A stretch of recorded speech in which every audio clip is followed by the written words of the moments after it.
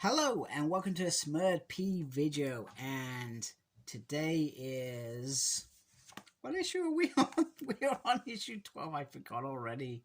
I've not even started the review. Anyway, it feels like forever since I've actually had an X-Men issue to review, and we have this little special Dortmund card which shows the whole team and a little bit about their base, which I think is very cool because I am a massive fan of those Jim Lee cards in the early 90s. In fact, I still have my set hidden away in my daughter's top section of her wardrobe, so they are safe. In fact, I haven't looked at them for a while. Every now and then I get an urge to look at them. So anyway, X-Men issue 12. Very excited, and very excited to run through this issue. So first of all, we get Cyclops, who has discovered that Mr. Sinister is Dr. Status, and he enjoys being sinister, etc. He finds it grotesque, and he says, well, you know what, I didn't get a chance to take your head when I had the opportunity. So Cyclops intends to go to Krakoa after this, after having a nice meal with his family, and then he's going to go visit the Puppet Master, as he calls it. And that's when this Sinister says, I am not the puppet. I am the original.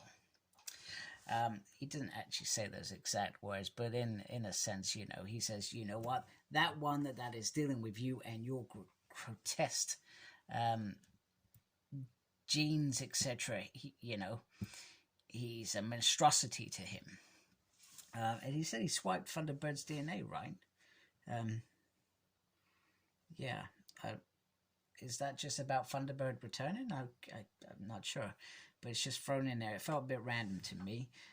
So he keeps referring to himself as the original one, and he says they're just battling it out, really. And he also says that he's been here since he's arrived from England back in the early 1800s. So whoever that other Sinister isn't the original. So who on earth did all those things to Cyclops, Maddie, Jean Grey? Not Jean Grey, no, Nat Grey, Cable. Who did all those things? Interesting thing that it's another Sinister out there. But either way, this original is just as deadly as the thing, and he sets off some bombs because he is not lying.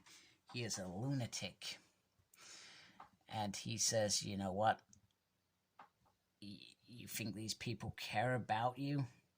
They want to destroy you, etc. And he's also of this mind that his future is in saving humanity. You've got your new planet, sod off. Earth belongs to humanity. So it's interesting that this Nathaniel would think like this.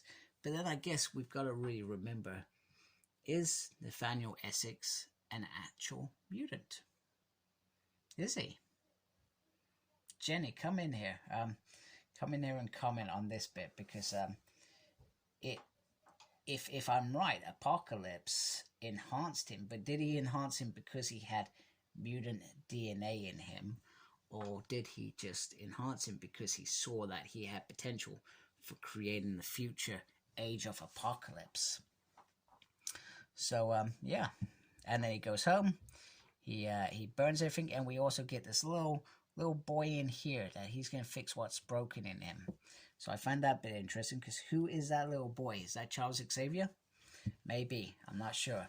We also find that he's got Essex country going on there, and I love this little bit. He's walking out in the fire carrying this boy.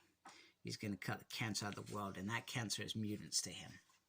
So yeah, so a very interesting start, and that's the Status story part kind of over. So the writer is Gerry Duggan. Pepe is the artist. Marty is the color artist. Clayton Cowles is the letterer, and Tom Muller with Jay Bowen is on the design. And Russell Dollerman, who's done all the trading cards apart from one, Absolutely been stunning. I've really enjoyed those, etc. So, back on Games World, things are dire. The girls are fighting amongst themselves, and we soon learn that actually it's just Jean Grey. Just Jean Grey showing this creature what he wants to see. Because, and she also mentions that even though Rogue's one of the most powerful mutants, she could never stand against Polaris for long. That's an interesting statement. I thought that being thrown in there. So Cordy Caps is awake a little bit earlier than expected, and Rogue goes and gives Jean a little kiss so that they can use their powers to remove all these spores, etc. And then Polaris's job is to contain them all, and then Wolverine comes in there to kick some butt at the end. Now, at that point, I thought, is Wolverine going to kill? Now, there's always been this statement that X-Men don't kill, but in reality, actually, they probably, the majority of them have almost killed at some point or the other. But in a team thing, do they kill? And in this case, no. And then they create this prison, and he says, "Oh, it's only business, you crazy broads." And they're like, "Well, for us, it's personal. It's our home, man. It's our home. What were you thinking?" So the disgusting games are over. Now, there's a couple of moments here where Rogue says to Jean, "Do you remember what you said at the gala?" And she said that she once saved his life as the many that the Phoenix claimed. Now, the great bit about that is that she says that the Phoenix claimed. Remember, Jean Grey, the original Jean Grey, this Jean Grey was not Phoenix. The Phoenix put her in a cocoon and created a body. And that's how the Phoenix was the Phoenix. However, she couldn't cope with the emotions and became Dark Phoenix. And then went and destroyed a billion star system, if I remember correctly. 5, whatever. But now she saved trillions because they've stopped the Games Master. And then she said, "Well, do you remember what you said, Rogue?" And she goes, "Nobody said nothing without me. I am in the mix," which is great. And it was brilliant. So it's all these stories starting to tie her up. And then she says, "The rest of you are free. You're free. And if you want to stay here and not attack any planets, well, you always have us X-Men as friends," which is probably a good statement. Now, the other story that is finally wrapped up is Cyclops and Cinch come clean to Urich, which is a beautiful moment that they are taking accountability. They're not trying to hide that mutants can be resurrected. They are taking accountability, and Cyclops may later on will say that he may lose his place in the X-Men because he does this. He tells Urich the spot. Now, another good bit about this is Urich says that he wants to do this from his perspective now. He doesn't want to remember everything because Cinch said, "I can just download that all back into you. Download your story." He says, "No, I want to do this from now, this moment in time." And you also get a moment with Urich as well, just where he did forget another story that he shouldn't have forgotten. So these moments, and that's why he goes out of his way to be that conscious, that person that says, this is wrong, etc. So, which is great. And I can really identify my job. I've got responsibility for statutory compliance, or those things in buildings that we need to do to be compliant, its legal requirements, etc. Now, if that stuff's not being done, I'm going to be asking that question: why has it not been done?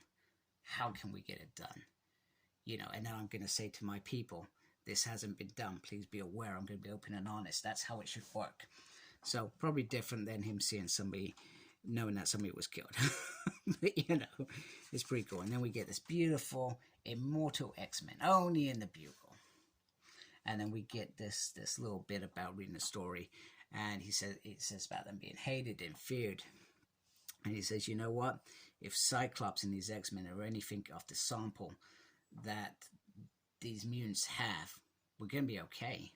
We're gonna be okay with this. And then everything starts spiraling out of control. So the Hellfire Gala is coming. So the annual election is coming already. It went really quick, didn't it? Well, it's 12 issues, 12 months, I guess. And they're all talking about staying and going, etc. Rogue says she's got Destiny saying she needs to go off and do something. Some others leave, which I find it weird. Also, I forgot to mention, Wolverine did mention about the buffet earlier. Once we've kicked the Cordy corpse, but there's a nice buffet afterwards. And Lorna thought she wanted to slap some nice handsome men for, I don't know, trying to chat her up and stuff. I don't know, it's a bit weird. I can't remember if that was mentioned in there. So one of those things that's one of those little themes that sit in the background, which I find amusing. And Wolverine says, you know what, say the magic words to me, my X-Men, I will be there. And then there was 3. So they all sort of split quite quickly. I feel the least developed character in this whole team was Sunfire. They seem to put him on Mars, and I don't know whether he's been commandeered into other X-Men Red stories. I don't know, but he seems to have disappeared quite quickly. Cyclops thinks he'll be replaced as well. I just thought, if I'm being honest, I just thought they were going to gather some new teammates. So I find it perhaps a little bit disappointed. Cinch definitely wants to stay in here, and then we get this beautiful moment. This moment for me, which is great, and it just reminds me of the Cyclops, the era of Cyclops that I loved, which is that decimation to the end of Revolution. He's run on Revolution, and he says, well, the Quiet Council will be furious, but I hope our people will take a breath and upon reflection say, Cyclops was right. Man, when I read that, I was like, yes! Oh man, Gerry, you've just made me very happy. It sounds really sad, doesn't it, that I'm very happy about these moments where Cyclops, because I felt like Cyclops had gone backwards at the beginning of Jonathan Hickman's run. I felt like this wasn't the Cyclops that I had been loving over the last sort of 5 to 10 years before his ridiculous death of, what's it, Terrigen's Parks or whatever it was. Don't get me wrong, I liked him just before this, the run, but just before this I thought he's pretty badass. But yeah, that just bit was it really got me a little bit. I got a little tear, man. I'm not even joking. So that leaves one story that has not been resolved, which we knew it wouldn't be resolved, which is around Orchis. So Phobos Moon of Arico. And we finally get a team now. So we got Phobos. We've got MODOK. I thought we had a Mega in there. Maybe I'm looking at it wrong. But we've got Sinister now. So Sinister's brought into this team. So this is how it ends. But humanity will beg us yet to kill them all. I trust our friend is ready for her debut at the Muti Gala. Let the fall of the mutants commence. Such sinister words. Yes, pun was fully intended. And then we just get this a little bit from Dot Stairs here as well. Science demands so much of us, and sometimes our families receive short shrift while our experiments take on lives of their own. I find it useful to remember that experiments are meant to have finity existence. Get the data and get out. He's got an unpublished autobiography. So yeah, so that takes us into X-Men Hellfire Gala. Now, I'm not sure. I'm hoping that's just one issue and not like the previous Hellfire Gala where it had lots of issues thrown together, because I really cannot be, if it's anything like the last one, I suspect I'm not going to be that interested. So I hope it's just one issue that will show the new roster. Now, I guess another thing that I'm a little bit gutted is that these kids clearly didn't get it together in the end. So I'm hoping that Wolverine doesn't stray too far. So we definitely got Cinch. Jean Grey's definitely there. Cyclops is going to be in there surely. And then it's just who will replace these. But I find it a bit bizarre. 12 months, we're already replacing this team. I thought this was going to be perhaps a long-term team. So, but we'll see what happens anyway. I hope you like my video. If you do, please subscribe to my channel. If you have subscribed to my channel, I really sorry, folks. My memory decided to pack up right near the end. Anyway, I really appreciate you guys that do already subscribe to my channel, watch my videos. It is important to me, and I do appreciate you guys. Thank you for that as well. Make sure you look after yourself. Very important these days. And as always, embrace the geekiness. Take care, folks. Goodbye.